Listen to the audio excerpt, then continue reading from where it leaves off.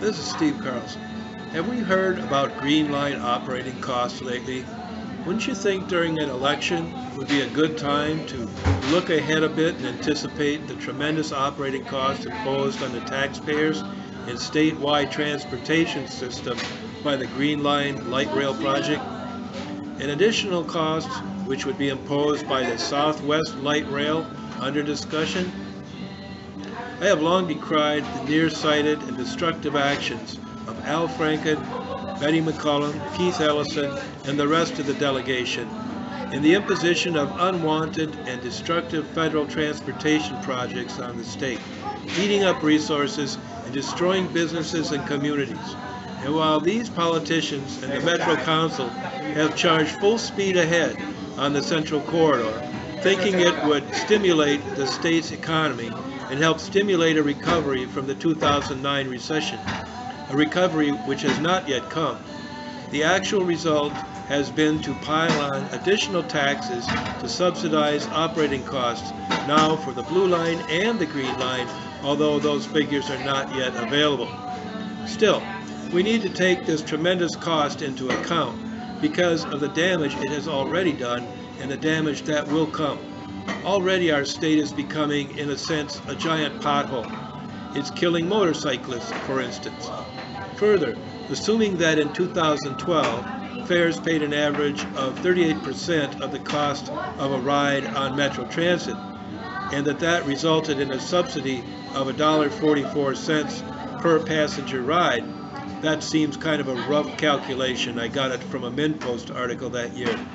If we add in gas prices and the opening of these highly inefficient Green Line between Lowertown and St. Paul and Target Field in Minneapolis, I believe the fare is going to pay something more like 20% of the cost of the ride. That's based on an observation of ridership and also the constant flow of trains with drivers and other operating costs. Also, it's based on thinking of inflation as well. However, we have a gaping hole in our statewide transportation system now that cannot be cured by any light rail, thankfully. I agree with Jeff Johnson that the Southwest Corridor project, planned and to some degree approved, must be postponed so that the state can fill potholes and maintain roads and bridges around the state. That will not be enough. With Mark Dayton proposing a gas tax to fund this expansion of Metro Transit, it is time now to stop expanding light rail and also to think of mitigating the damage on University Avenue, where businesses and communities are still being destroyed, where it is unsafe to cross the street.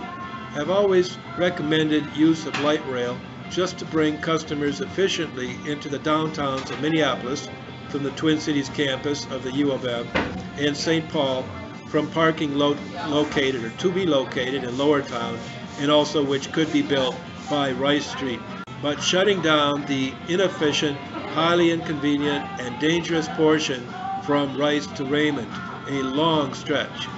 I advocate cutting a lot of federal transportation funding and returning control over transportation and the money to Minnesota. This would put the resources necessary into local hands. One of the most destructive aspects of this so-called stimulus bill was the placement of the control in the hands of Betty McCollum, Al Franken, and Keith Ellison. All three were excited proponents of this devastating Central Corridor scheme because they believed it would stimulate our economy.